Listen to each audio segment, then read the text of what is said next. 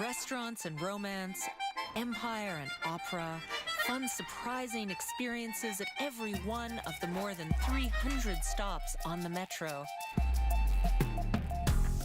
My name is Lisa. I'm a writer and tour guide.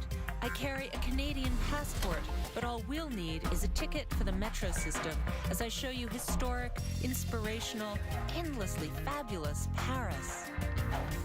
I'd like to share my love for this spectacular city with you, one stop after the next, by way of the exciting Paris metro system. So grab your French phrasebook and put on your walking shoes. We're going to Paris. Next stop, Gambetta.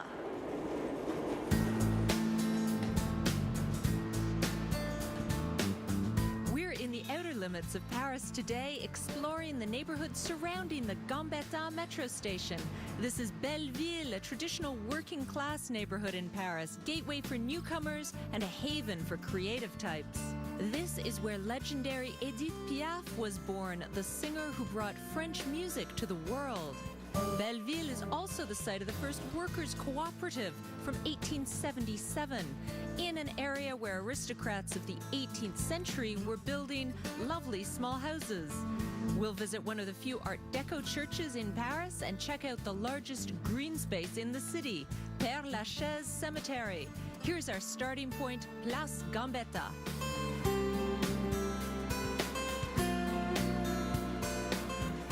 Let me begin by introducing you to Léon Gambetta, who gave his name to this subway station and place.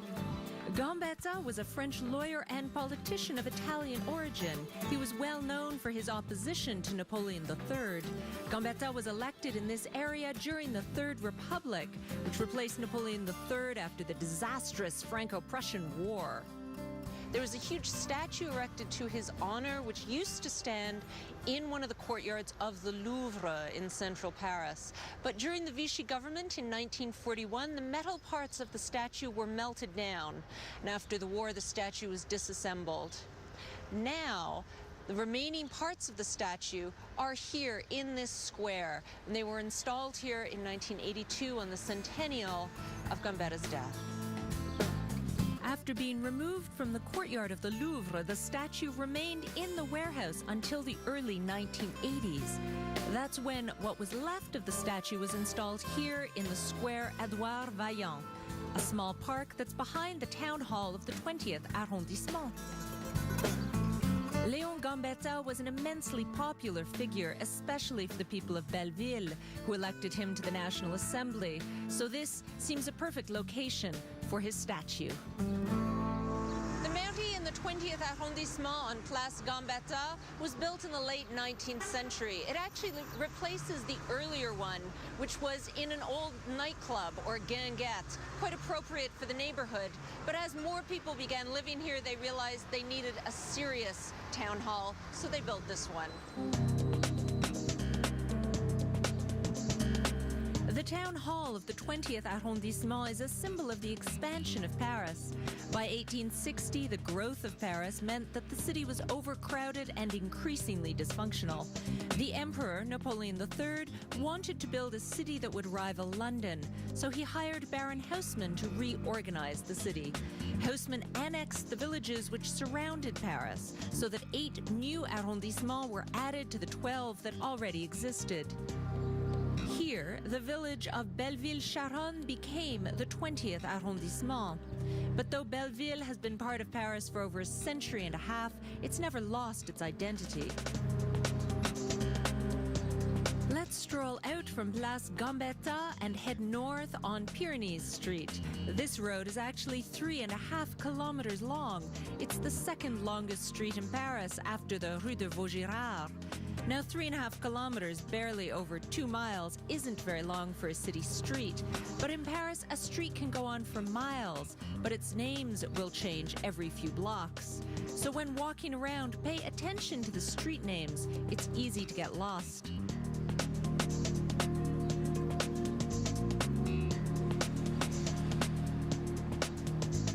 Right now, we're on Ménilmontant Street. To the east, the street name changes to Rue Oberkampf. It's not always easy to navigate in Paris and keep track of the street names, but you get used to it quickly, and the tangling streets make strolling a never-ending discovery. When major construction work transformed Paris in the 19th century, many workers and artisans were driven out from slums near Notre-Dame in the middle of the city. Some of these workers found new housing in the eastern districts, over here, in neighborhoods like this one. Belleville has always been a source of inspiration for artists. You've probably seen photos from here, from some of the great photographers like Robert Doisneau and Willy Ronas. Daniel Panac, one of today's best-known French writers, has set several novels here. And then there are the singers. Maurice Chevalier, one of the greats of the French music hall, began his career here. And the woman who discovered Maurice Chevalier, Edith Piaf. This is the Place Edith Piaf. The famous French singer was born in this area. There's a statue to her behind me. And it's actually really appropriate to have an outdoor space named for her because she started singing at a really young age to accompany her circus performer father. There's even a bar Edith Piaf, the far end of the place.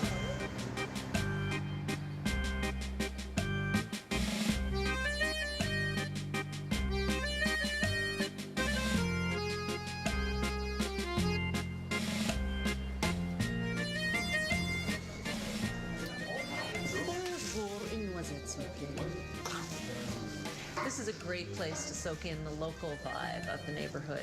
It's a good place to have a coffee or a drink in the afternoon, especially when the weather's warm, because you can actually sit out on the place.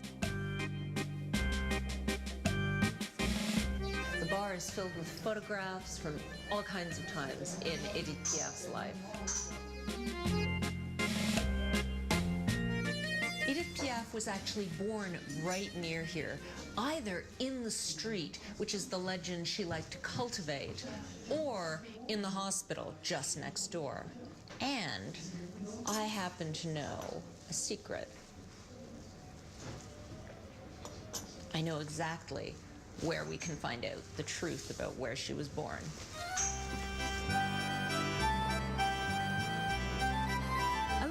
From Gambetta, one of Edith Piaf's former apartments has become a small museum devoted to her life.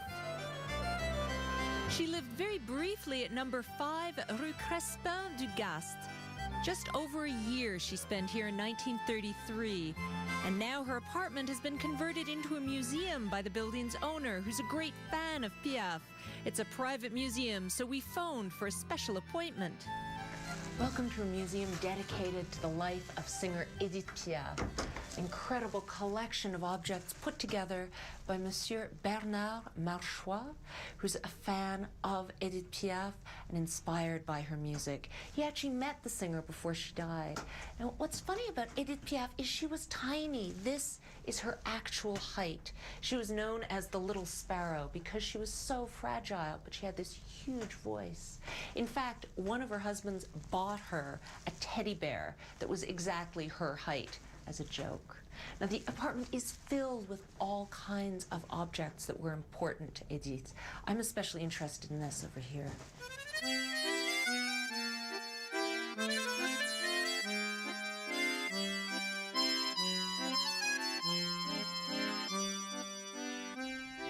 Now, these were actually boxing gloves that belonged to one of the tragic love stories in Edith Piaf's life, because Edith had actually a very moving life filled with complicated events and several lovers. One of the men she fell most madly in love with was a boxer who died tragically in a plane accident.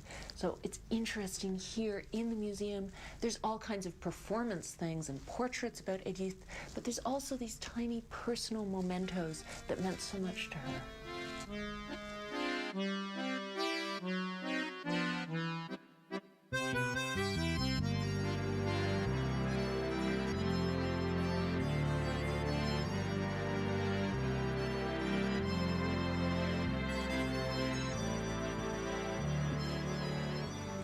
Mr. Merchois has all kinds of dresses and accessories that belong to Edith Piaf, including this beautiful striped dress that Edith wore to a soiree.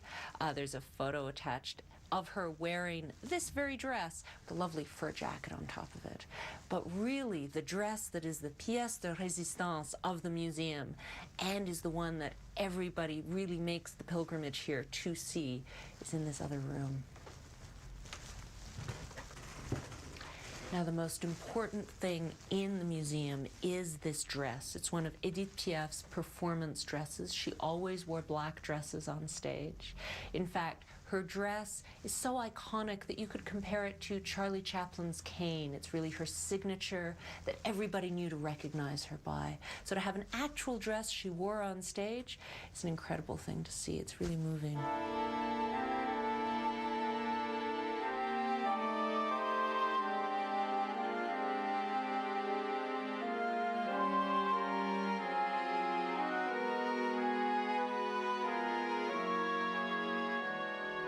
The museum is only 2 rooms, but it is packed with information about Edith Piaf's life and times. You can read letters to her various musicians and composer friends because Edith was really generous with her stardom.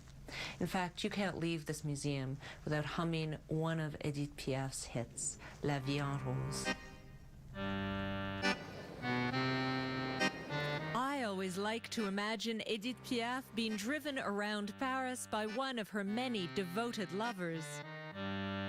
I wonder if she ever wandered off the streets of the city into the more hidden country-style neighborhoods around Gambetta and Belleville, which we're going to explore right after this.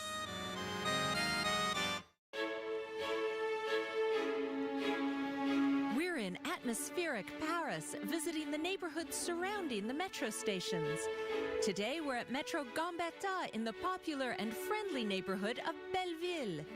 This is the poetically named Campagne à Paris, which looks and feels like an old village. It's just up from Gambetta, and in fact it was purpose-built as workers' housing during part of the population boom in the neighborhood. Is a city you need to know how to explore because it's filled with small, secret places that aren't always easy to find. Sometimes you have to take a chance and climb a staircase even if you're not sure where it leads. The Campagne à Paris, or the countryside in Paris, is definitely one of those little-known areas, not visited by many tourists. But arriving in the streets, you'll be delighted by the quiet. It's hard to believe that the highway, with all its noisy traffic, is only a few minutes' walk away. The countryside in Paris is a real estate project that began in the early 20th century. Construction was suspended during World War I in 1906, and the project was finally inaugurated in 1926. It's a very small district with only 100 houses, but definitely take a moment to stroll here and soak in the lovely, relaxing ambiance. There are conveniently very few cars on these small roads, other than those belonging to the residents.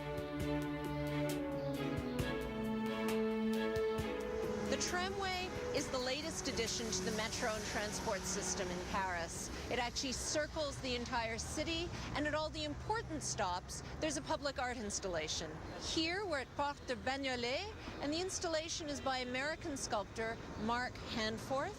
It's called Twisted Lamppost Star.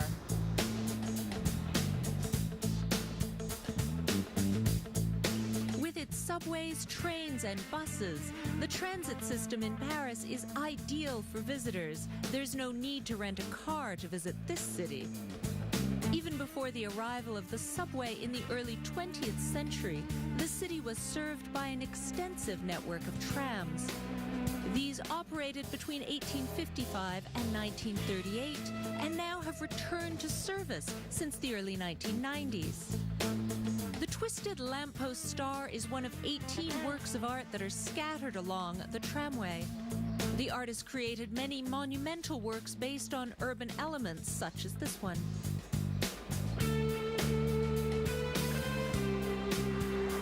known attraction of the area around Gambetta Metro is the famous cemetery Père Lachaise, the largest cemetery inside Paris.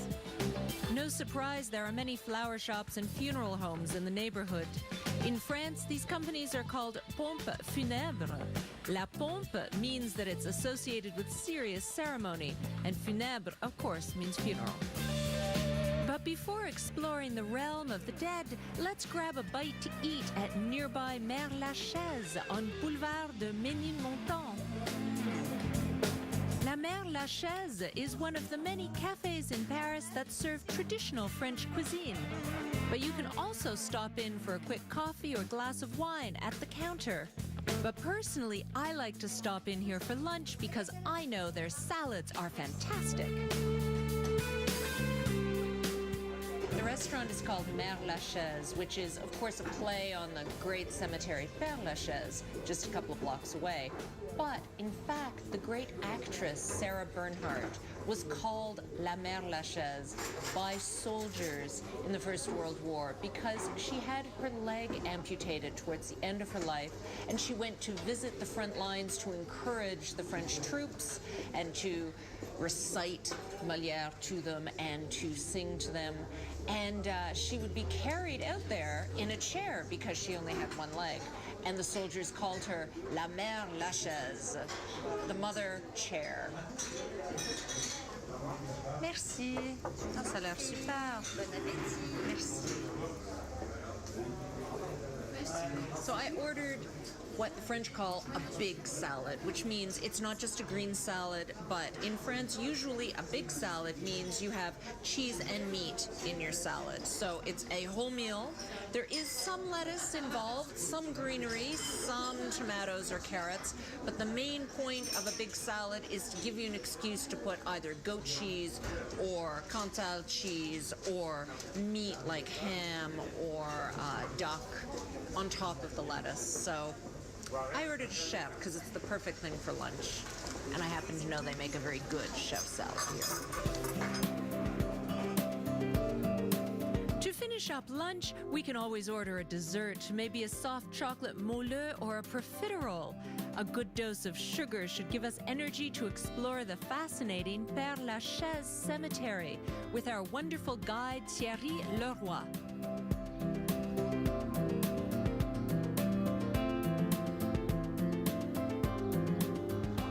So Thierry, thank you so much for bringing me into the cemetery. I'm really looking forward to it. It's a gorgeous cemetery. It's my pleasure.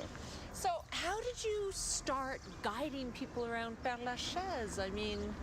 You know, when I was young, 13 years old, I go in the cemetery. It's not a problem for me, but my interest is about sculpture, epitaph, you know. The art in the cemetery, the art. Okay. But after I did a travel in Egypt. You went to Egypt? Yes. Okay, and what's the connection? This is a big cemetery, you know, Egypt. Okay, true. If you have a good guide, it's very interesting, and we have a good guide. When you were in Egypt, you had a good guide? Yes. Okay. He says story about the pharaoh, and I say, I want to read it. This is a trigger of my passion now. You discovered that you wanted to be a guide at that moment. Yes. Okay, so that makes sense. Now my tour is different because I tell story to the audience. So if you want, let me share with you my passion. That would be great. Let's go. That sounds great. We're heading into a cemetery filled with stories, sculptures, and beautiful landscape in the company of professional Père Lachaise guide Thierry, who will introduce us to some of the most famous tenants right after this.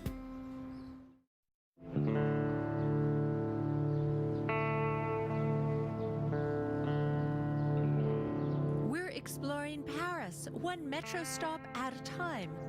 Today, we began at Metro Gambetta in Belleville in the eastern part of the city.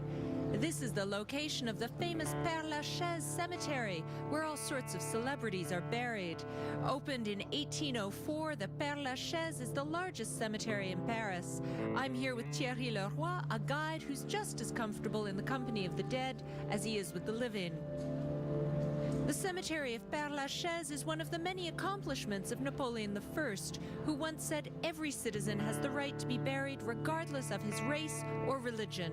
Just before the Revolution, the centrally located Cimetière des Innocents was closed because of unsanitary conditions, which left Paris in need of a new cemetery. So Napoleon chose this site outside city walls. The site of Père-Lachaise was the former home of Père de Lachaise, the Jesuit priest who was the confessor of Louis XIV. Since the opening of the cemetery in 1804, more than 70,000 people have been buried here, and many cats live here as well. So we're going up to see Oscar Wilde's grave. Yes, we're Wonderful right. playwright. Yeah. Yes, I love this grave, but we have a bad story about this because there is a ritual. People come here to kiss. To kiss the sculpture. This tradition of kissing the tombstone of Oscar Wilde is very much in the spirit of the famous playwright, but the grave had to be cleaned so often it began to deteriorate. So now it's surrounded by plexiglass to protect it. It's an ugly barrier. I feel like we put Oscar in the second time in the jail, you know. He spent 2 years in the jail. And it destroyed his health. Basically, jail killed him. Yes. So now to have it behind barriers again is, Yes. yeah, it hurts the soul. Wilde's sculpture is by Jacob Epstein, who called the figure a flying demon angel inspired by Assyrian figures in the British Museum. The sculpture originally had genitals. Oh, that's a terrible story. The story is that actually the genitalia that used to be on the sculpture is now a paperweight on the Irish ambassador's desk. That was the story. No proof whatsoever. But, I mean, poor Oscar Wilde. The monument has just suffered such indignities over time, but it is gorgeous to visit. It's very moving.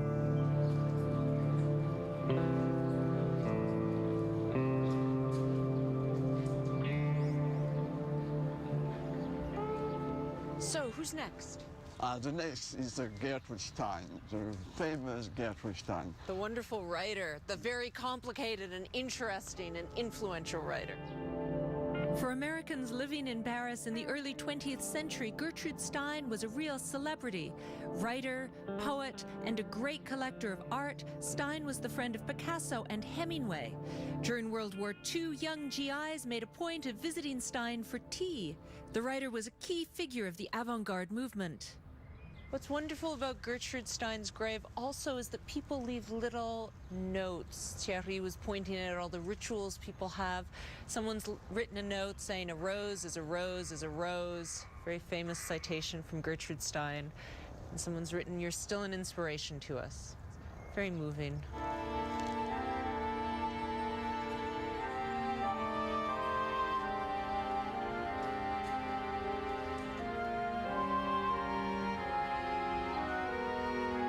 Front of the Edith Piaf grave. Right, the wonderful singer from this neighborhood. There's all these names on the tombstone, so... She's buried with her father and her husband, Okay. Théophanie Norbocas. Okay. It was a singer too. The singer. Edith Piaf liked singers. Yes, Yeah. okay. And she's buried with another person, his child. Now, the story of the daughter is very tragic. Edith had a baby who died before reaching the age of 2, and this baby she named Marcel. And Marcel is buried with Edith Piaf. Now, the strange thing is that when Edith had this baby, she had not yet met the love of her life, who was a boxer named Marcel. So weirdly, she named this baby the same name that the love of her life, the boxer, eventually had, and he also died tragically. So there was a lot of tragedy in the life of Edith, but there's also so much music and just such an important visited grave because of all the music she gave to France. Next, Thierry wants us to see an actual historic site, not simply a tomb. In the spring of 1871, the Parisians took up arms to overthrow the openly monarchist National Assembly. The movement was called the Paris Commune, which called for a return to the values of the Revolution of 1789. But after barely 2.5 months, the commune was brutally repressed and the revolt actually ended right here in Père-Lachaise cemetery, where the last insurgents fled. At the end of the fighting, 147 survivors were shot in front of this wall, called the Wall of the Federated.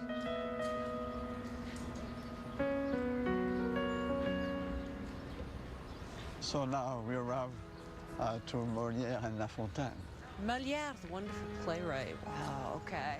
But this is a curious tomb because Molière died in 1673, La Fontaine died in 1695, but the Père-Lachaise cemetery only opened in 1804.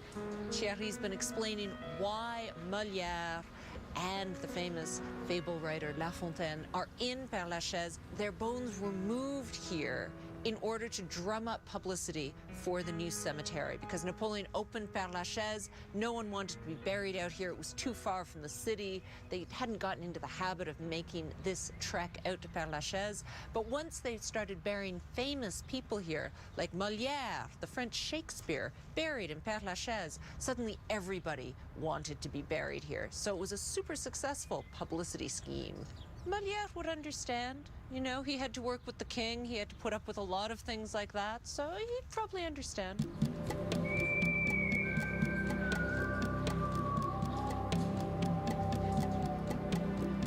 Now we're going to see the most higher monument of this cemetery. Ah, the highest one. That's right. You told me about it. So it's this crazy obelisk, huh? And the whole cemetery of Prague is 21 meters. Right, it's 21 meters. Okay. Yes. And if you are in the Eiffel Tower, in Montmartre, in Arc de Triomphe, you can see. Really? You Yes. can see this from the Yes. Eiffel Tower? That's amazing. I Yes. like that. That's Very great. Despite the size of the monument, its owner, Félix de Beaujour, was an obscure diplomat. But his enduring obelisk quickly became a place for women to meet their lovers in the 19th century. It was especially famous for illicit meetings between society ladies and very young soldiers. Even today, the cemetery has to regularly change the locks that close this crypt. Let's go visit the most popular grave in this whole cemetery next. Can you guess? Here are some clues. His name begins with James Douglas, and he was famous in the 1960s. Come with me to discover the most popular grave right after this.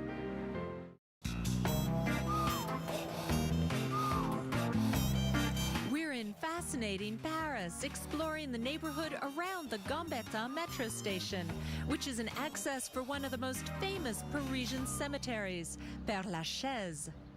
So you're bringing me to the star of the cemetery, huh? Yes, the star of the cemetery is Jim Morrison. So Jim Morrison, the singer of the Doors, is the most visited grave? Yes, yes, yes. Everybody come here want to see the grave of Jim Morrison. So many people come here just for him. So it's over here? Yes, right here. Okay. So it's here. Because of the large number of visitors, Jim Morrison's tomb is surrounded by fencing. His tombstone's often stolen, and even the tree right next to the grave had to be protected. All around the tomb, there's graffiti, perhaps a way to pay tribute to the rock star who died in 1971. He died in Paris. Yes, he died in Paris, so he couldn't be buried in a French cemetery. You have to die or live. So if you live your life in Paris, you could Yes. also be buried here? Yes. Okay. So that's why Gertrude Stein or other people are buried here, even though they're foreigners.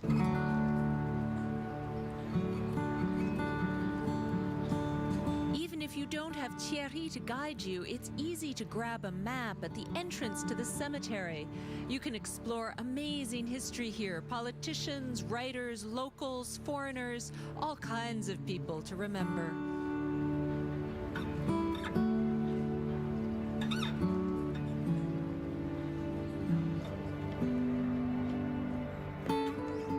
Because Père-Lachaise is such a large cemetery, there are many doors leading out of the area into the neighborhood. This particular small door leads to Rue de la Réunion, which takes us down to Place de la Réunion.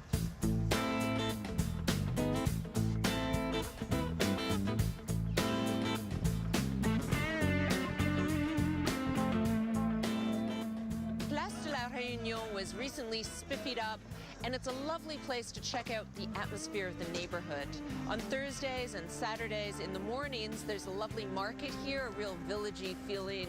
And any time in the week, you can drop by here and sit in the very pretty gardens to relax and people watch.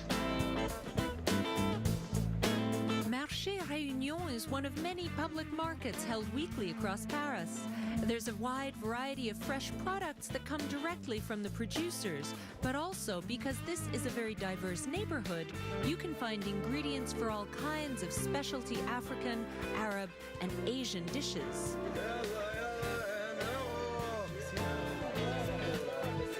The market is full of life, and traders are always ready to advise you on how best to prepare their food. It's a real festival of colors, noise, and of course odors in the midst of a relaxed atmosphere.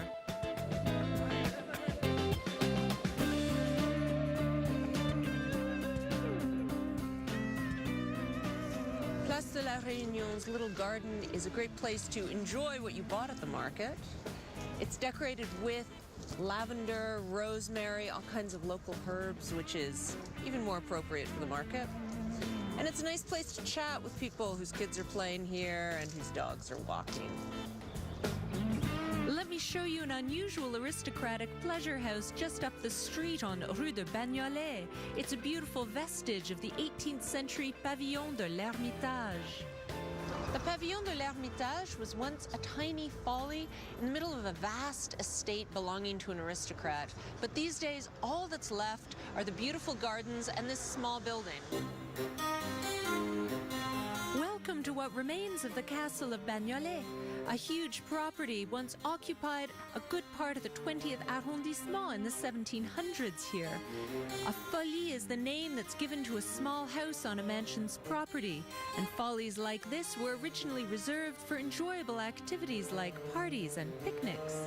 The castle of Bagnolet once had 4 of these pleasure houses, but the Pavillon de l'Ermitage is the only one that's still standing today.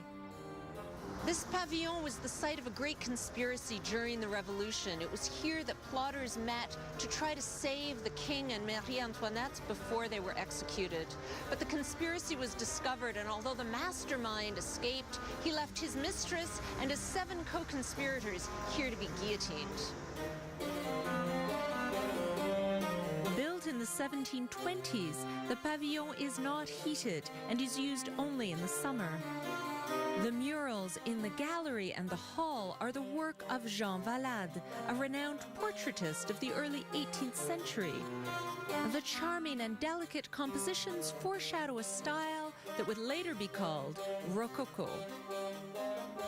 The gate behind me has the initials FP for François Pomerol, who is the wealthy candy maker who purchased this after the Revolution. At the end of the 19th century, the Pavillon de l'Ermitage was sold to the Public Assistance Organization that manages hospitals, who turned it into a small retirement home. Renovated in the 1970s, it's now managed by an organization called the Friends of the Hermitage. It opened to the public in 2005.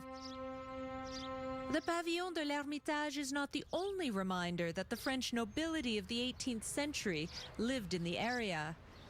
On Ménilmontant Street, the Baudouin Pavilion is another one of these buildings. It takes its name from one of the original owners, Nicolas Carré-Baudouin. When he inherited the building in 1770, he added pillars, columns inspired by the architecture of Italian villas. The pavilion has had a succession of owners during its history. The Prix Goncourt is one of the most famous literary prizes in France, and its creators, Jules and Edmond Goncourt, spent their childhood here. They have magical memories of this place. Later, the building became the property of a religious congregation who set up an orphanage and a home for troubled youth on these premises. The pavilion was finally bought by the city of Paris in the early 2000s before being expensively restored. The building has been open to the public since 2007. There are now 4 exhibition halls, an auditorium, and the Carré de Baudouin Pavilion has become an excellent cultural center for the 20th arrondissement. It regularly hosts concerts and exhibitions of all kinds.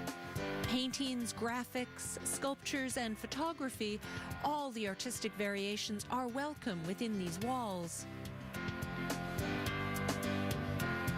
Since the space is government-run, the events and exhibitions presented here are free, which is great for visitors too.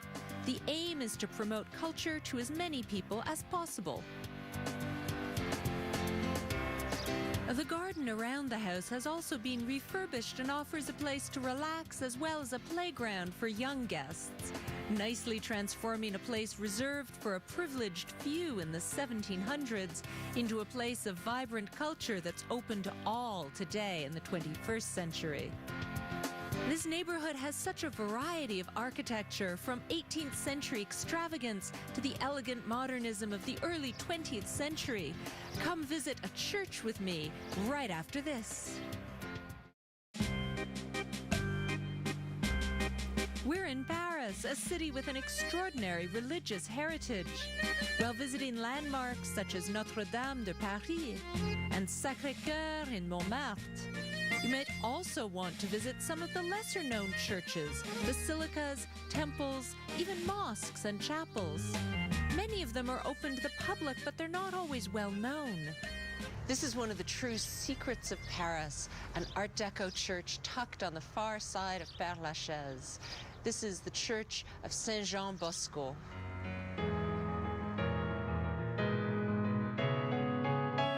The church was built between 1933 and 1937. It's a beautiful example of architectural and artistic research for the Art Deco movement. It's a concrete building, painted white, and its bell tower rises to 175 feet. The design was inspired by the Notre-Dame Raincy, a similar Art Deco church built in the 1920s in a town near Paris. The building of the Church of St. John Bosco was approved within a comprehensive plan to build religious buildings, launched by Cardinal Verdier in the early 1930s. Since then, more than 300 churches and community centers have been built in the arrondissement of Paris and its suburbs, which is surprising considering the religious commitment of the French has been waning over the past 100 years. Be sure to step inside the church. It's a beautifully preserved example of Art Deco. The 1930s were, of course, a period of great economic depression, where expensive materials were difficult to come by. Unusual materials such as onyx and bronze for the construction of the altar and pulpit were used. The frescoes, sculptures, and stained glass windows were made by some of the best craftsmen in Paris, specializing in religious art of the time. The church is dedicated to St. John Bosco, an Italian priest who devoted his life to the education of disadvantaged youth in the 19th century. He was canonized in 1934. He's also the patron saint of printers and apprentices.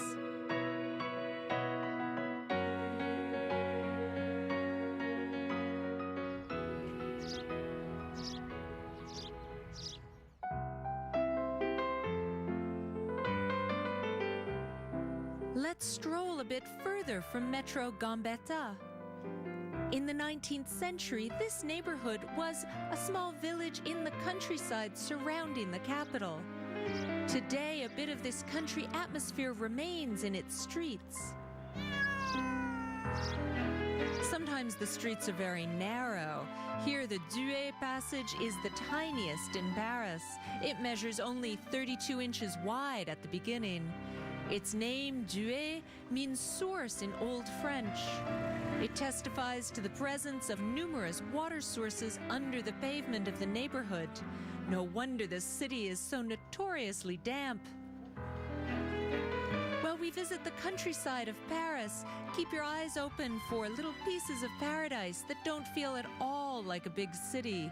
Here's Villa Georgina, a small street lined with trees and homes, all of which have their own gardens. Here's Here's another well-known road in Belleville and one of my favorites, the Passage des Soupirs, which means the passageway of sighs, which was once a small country road that has managed to keep its personality despite being incorporated into the big city. Today, the poetically named street leads to a community garden that's currently being rebuilt. This is Saint-Germain-de-Charonne, a church that has been standing here since the 12th century. This was once the heart of a small village, quite a ways from the city of Paris.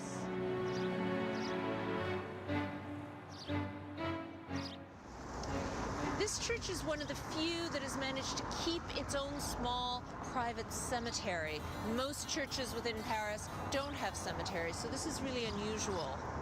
In the cemetery here are buried several people who died during the Commune, as well as a highly suspect character who claimed he was the secretary to the revolutionary figure Robespierre. This church actually has a bell named Germaine because all the church bells have their own names, and this bell has been in the church steeple since 1606 and still rings. Belleville has a vibrant artistic and cultural life. There are numerous art galleries, cinemas, theaters, and spaces for all kinds of music. To enjoy the mood of this unique neighborhood in the French capital, let's grab a drink right after this. We're in Paris. After a day of strolling through the winding Belleville streets, let's enjoy a drink in one of the neighborhood's dynamic cultural venues. Welcome to the Bellevilloise, the first workers' cooperative in Paris. It opened in 1877 and continued through to the 1930s. Then it closed. But the building has recently been reopened as a fabulous music and arts venue.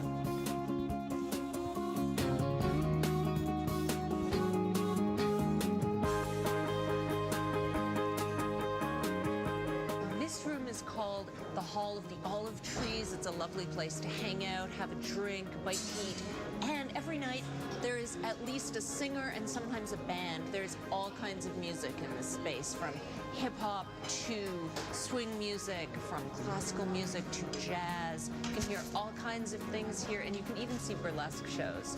And in the upstairs part of the hall, there are vernissage, art openings, and tonight I'm going to check out some new work.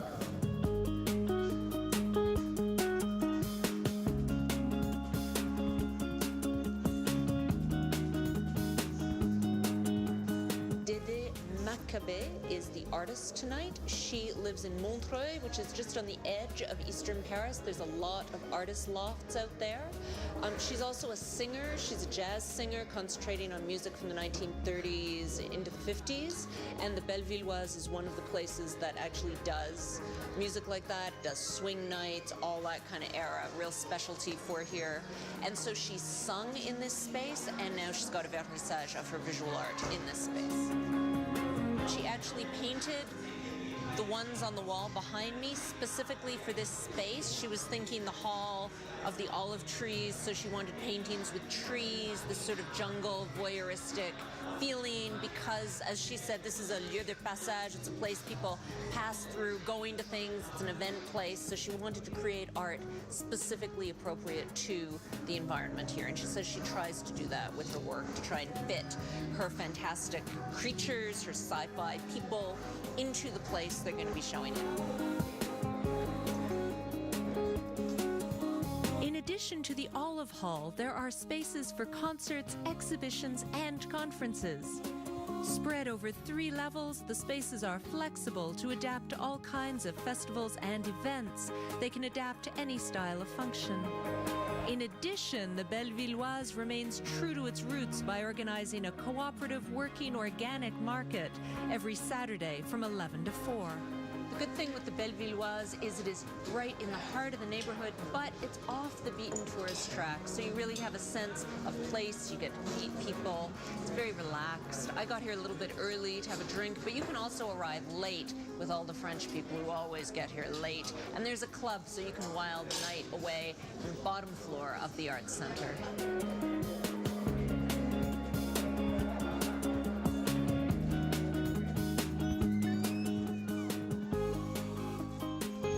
love that place, but I'm going to go home before the band starts tonight because we walked so far in Père Lachaise, which is such a wonderful place to stroll and learn about history. And anyway, I can go home with all the music of Edith Piaf in my head. Let's see what we can get up to next time on Paris Next Stop.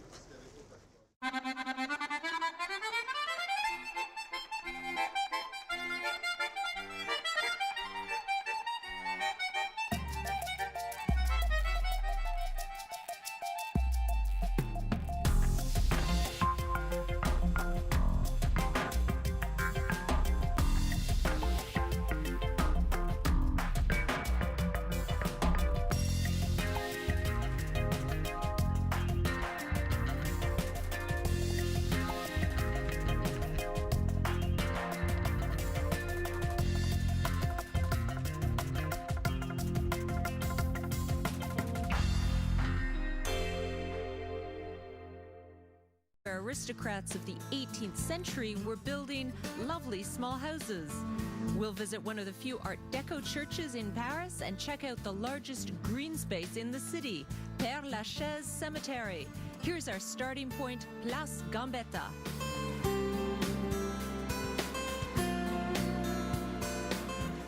Let me begin by introducing you to Léon Gambetta, who gave his name to this subway station and place. Gambetta was a French lawyer and politician of Italian origin. He was well known for his opposition to Napoleon III. Gambetta was elected in this area during the Third Republic, which replaced Napoleon III after the disastrous Franco-Prussian War. There was a huge statue erected to his honor, which used to stand in one of the courtyards of the Louvre in central Paris. But during the Vichy government in 1941, the metal parts of the statue were melted down. And after the war, the statue was disassembled. Now, the remaining parts of the statue are here in this square, and they were installed here in 1982 on the centennial of Gambetta's death. After being removed from the courtyard of the Louvre, the statue remained in the warehouse until the early 1980s. That's when, what was for over a century and a half, it's never lost its identity. Let's stroll out from Place Gambetta and head north on Pyrenees Street. This road is actually 3.5 kilometers long. It's the second longest street in Paris after the Rue de Vaugirard. Now, 3.5 kilometers, barely over 2 miles, isn't very long for a city street. But in Paris, a street can go on for miles, but its names will change every few blocks. So when walking around, pay attention to the street names. It's easy to get lost.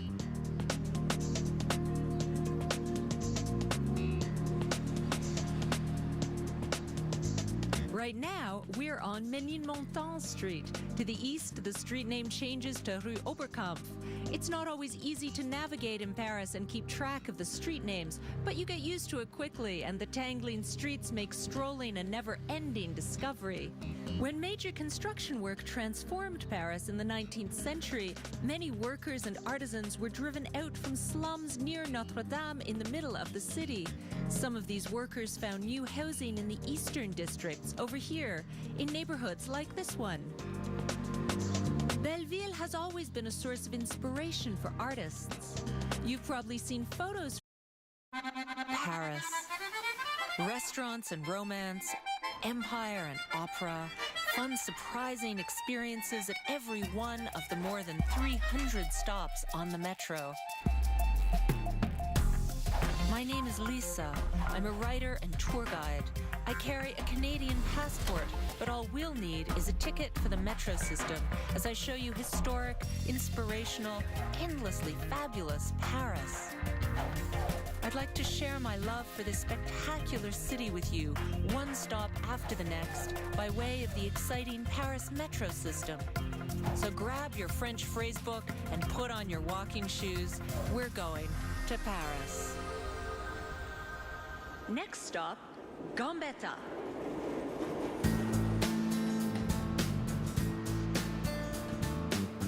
We're in the outer limits summits of Paris today, exploring the neighborhood surrounding the Gambetta metro station. This is Belleville, a traditional working-class neighborhood in Paris, gateway for newcomers and a haven for creative types. This is where legendary Edith Piaf was born, the singer who brought French music to the world. Belleville is also the site of the first workers' cooperative from 1877, in an area where left of the statue was installed here in the square Edouard Vaillant, a small park that's behind the town hall of the 20th arrondissement. Léon Gambetta was an immensely popular figure, especially for the people of Belleville, who elected him to the National Assembly, so this seems a perfect location for his statue. The mairie in the 20th arrondissement on Place Gambetta was built in the late 19th century. It actually replaces the earlier one, which was in an old nightclub or guinguette, quite appropriate for the neighborhood.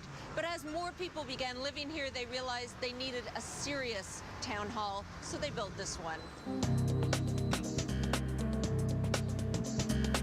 The town hall of the 20th arrondissement is a symbol of the expansion of Paris.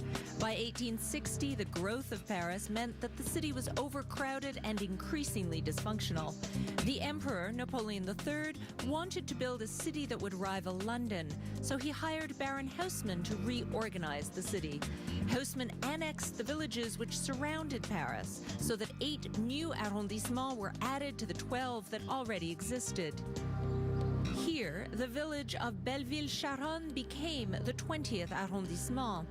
But though Belleville has been part of Paris from here, from some of the great photographers like Robert Doisneau and Willy Ronas. Daniel Panac, one of today's best-known French writers, has set several novels here. And then there are the singers. Maurice Chevalier, one of the greats of the French music hall, began his career here. And the woman who discovered Maurice Chevalier, Edith Piaf. This is the Place Edith Piaf. The famous French singer was born in this area. There's a statue to her behind me. And it's actually really appropriate to have an outdoor space named for her because she started singing at a really young age to accompany her circus performer father. There's even a bar Edith Piaf, the far end of the place.